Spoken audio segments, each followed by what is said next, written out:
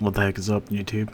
Mega Dragon here, coming at you with an Ash build. So today we're doing a really high crit chance build, and we're maintaining our energy pool with an interesting mechanic that we will show throughout the video.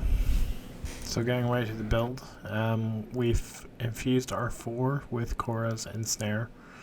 So we don't have Blade Storm anymore, but we don't really need that for this kind of build. This build is all about CCing the enemy and just surviving with invis.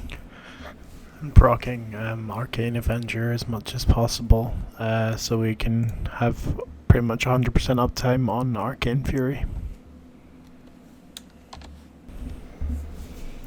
Beginning with our weapon, we're using a Nikana style Zaw, using Blind Justice, Condition Overload, Sacrificial Steel, Berserker Fury, Weeping Wounds, a Riven with crit chance and crit damage, Blood Rush for that extra crit chance, Organ Shatter for crit damage. Feel free to swap this to a faction mod though, of your choosing if you like, because it's just another source of multiplicative damage, which is really useful.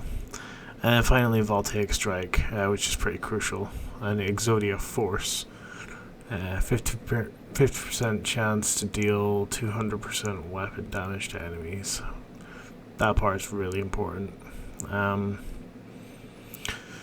Moving on to our primer, we're using the classic Epitaph, Barrel Diffusion, Lethal Torrent, Frostbite, Pistol Pestilence, Prime Fulmination, Scorch, Carnus Stinger, and Sure Shot.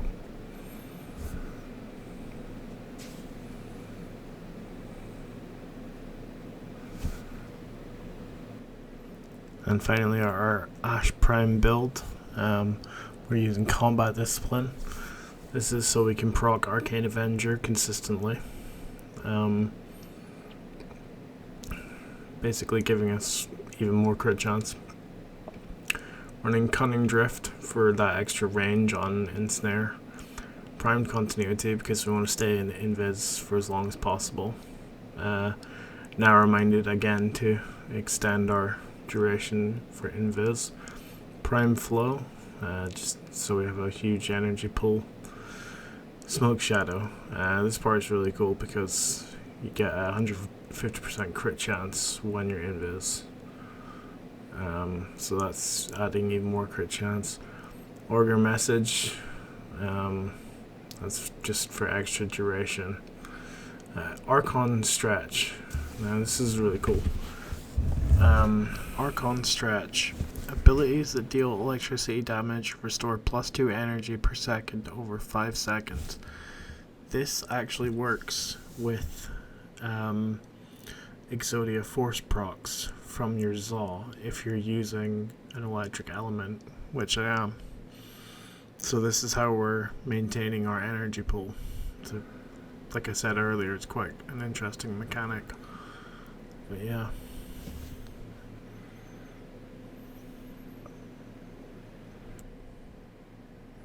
And then finally we're just running Augur Reach for our extra ability range for Ensnare. And then Rolling Guard, just for dot removal and iframes. I don't really find myself using it that much in this build, just because there's so much survivability with the invis, but if you wanted to switch out for like Natural Talent or something, I guess you could do that. It's entirely up to you. And that concludes today's build. Thank you for watching, and I'll see you in the next one.